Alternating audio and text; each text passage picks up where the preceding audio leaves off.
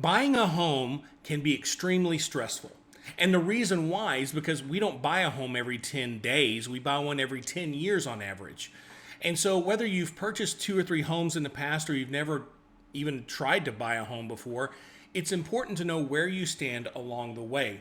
And if you skip a process, anything along that path, that's where stress and anxiety really breed their ugly head. So we want to communicate with you guys and make sure you understand where you are along the way. Preview.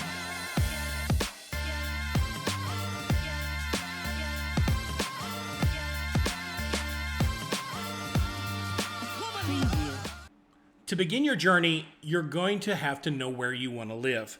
This seems like an obvious statement.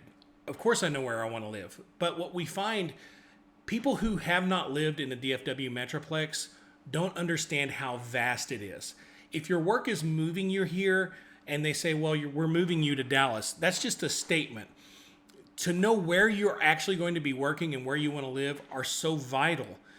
I think the best way to know is to find a center point of where you're going to be utilizing the most amount of time. In other words, if you're going to work and you're going to have to be commuting, know how far you're willing to drive to get to that location. If it's the airport, or if it's your workplace, or if it's your home or family, we want to know those items ahead of time so that we can find the perfect area for you. Now that you've found the area where you want to be, you want to make sure and hire a phenomenal realtor. In the DFW Metroplex, our team with Innovate Real Estate Group really knows the area well. So whether you're looking in the northeast side of Dallas or you're looking in the southwest side of Fort Worth, we're going to be able to bring you somebody who is knowledgeable of those areas. Now, if you happen to be outside the state or within another area of the state, let's say Austin or Houston, perhaps you're looking in Phoenix, Arizona, Jacksonville, Florida, Memphis, Tennessee, we have a great network of agents, just over 7,000 right now, that we can connect you with to make sure that you're dealing with somebody who's a professional, knows how to negotiate, make sure that they understand the contract for their state, because it's different in every single state when you purchase a home. I know it's crazy, but it's true. Every state's completely different. Now, hiring an agent can actually save you tremendous amounts of money. Perhaps you have great negotiating skills. However, this is something that the people that we're going to be helping you, they do on a daily basis. And for those that are purchasing a home, it might be every 7 to 10 years on average. We want to make sure that you're connected with somebody who understands the intricacies of the contract and will make sure that everywhere along the way, because there's going to be about 8 different hands of people that are going to touch that contract, that it doesn't get messed up along the way. That pathway is what really makes a difference between a good agent and a great agent. The next step in the process is one that gets glossed over and skipped over consistently, all the time. And I see it so much that when we're getting ready to help a client purchase a home, it's one that is coached consistently by the team. And that is to make sure you have a great lender. Why is that important, Jason? Well, it's important for several reasons. The first of all being that you want to have somebody that you can get one-on-one with. Now, that may be a big box lender, but typically what we see the best success with and the least amount of anxiety is when you get one-on-one with a smaller lender. They're going to have the same capability of lending you money, but they're going to have a little bit more local flair, the ability to understand where you are looking, and it truly does help the situation. Now, the other side is people kind of want to look at houses and dream. And what ends up happening, guys, is we get you to looking at a house that you absolutely love, and we get to the lender and we can't make it happen because the price range doesn't really fit in with what you're looking for. So you don't want to be disappointed in what you are able to purchase. You want to know where you're at and then look. That's the proper way. That lowers the anxiety. This is where I can look. This is what I'm capable of spending. And we can move forward. All right, we've reached everybody's favorite time of the process, and that is going out and looking at homes. A few notes here. We want to make sure when you're looking at homes, first of all, that we stay within your price range or just a tad above it if we're in a market where we can negotiate down just a little bit.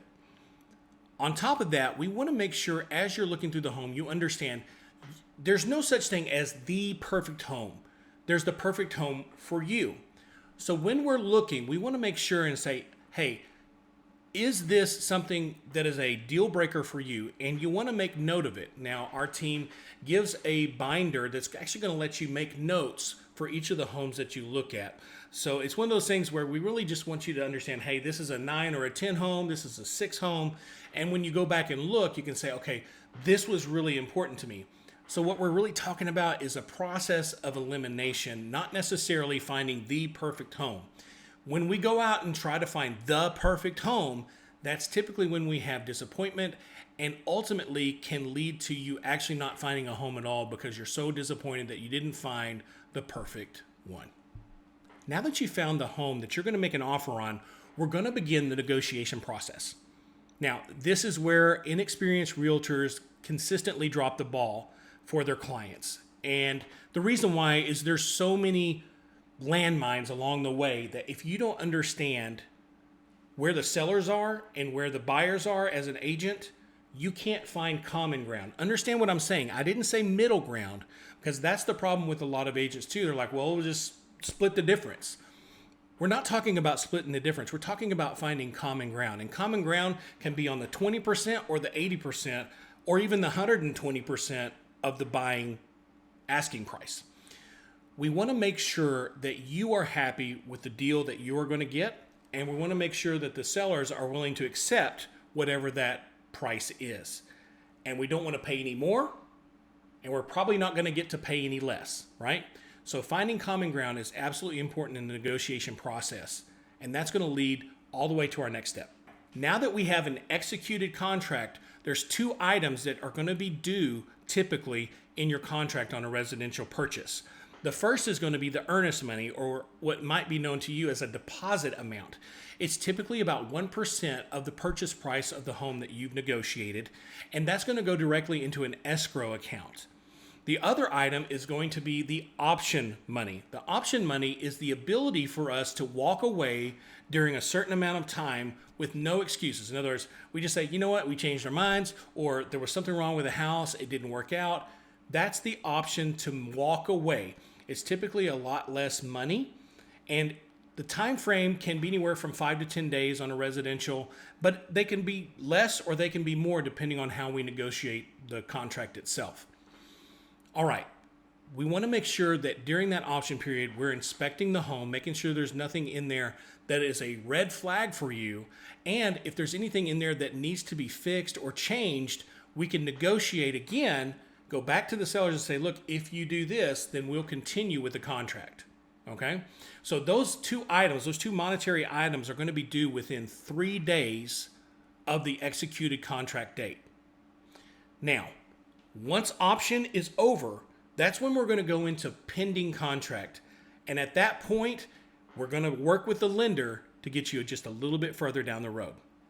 Now that you've gotten through the option period, we're going to enter into a pending contract. There's a couple of things that are going to happen here. First, your lender, if you're borrowing money, is going to continue to put you through underwriting to get you fully approved to purchase the home.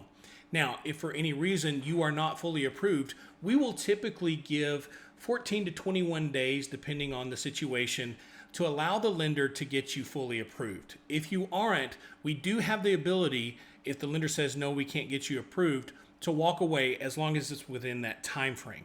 Now, the other item that's on board is the appraisal. The lender will order the appraisal.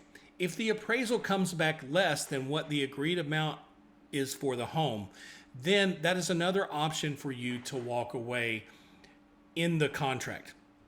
Now, once we get through those obstacles, we're heading to the next level. Once everything's been set with the lender, they're going to send over a document that will allow us to go ahead and close your loan.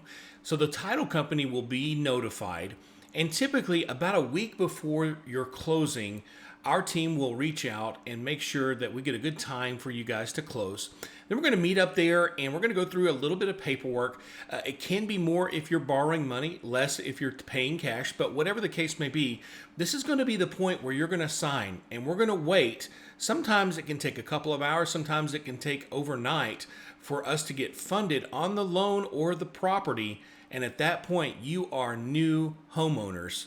Now that you've closed the home, as an agent, my responsibility is to make sure that you have all your questions answered on a regular basis. There is paperwork that's going to come your way. We're going to discuss that in the closing. We're going to tell you how to go about filing that paperwork. And we're also going to let you know this. There are a tremendous amount of vendors that you're going to need in the home that you're moving into. And having somebody who's local who can help you, to give you the best value, you want to make sure it's someone you can trust. And we have such a great list of vendors that we can help you get in touch with, that we're going to be in a relationship from here on out as long as you own that home or whatever home you may move into later. We're going to check back in with you almost on an annual basis and let you know, hey, here's where your house is. This is how much it's saying it's worth in today's market. Because there may come a time when you're ready to move to another one, or perhaps something changes in your world and you need to move on.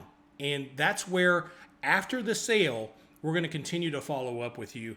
Keep that relationship going, because we want to make sure not only are you happy, but those that you love are happy as well.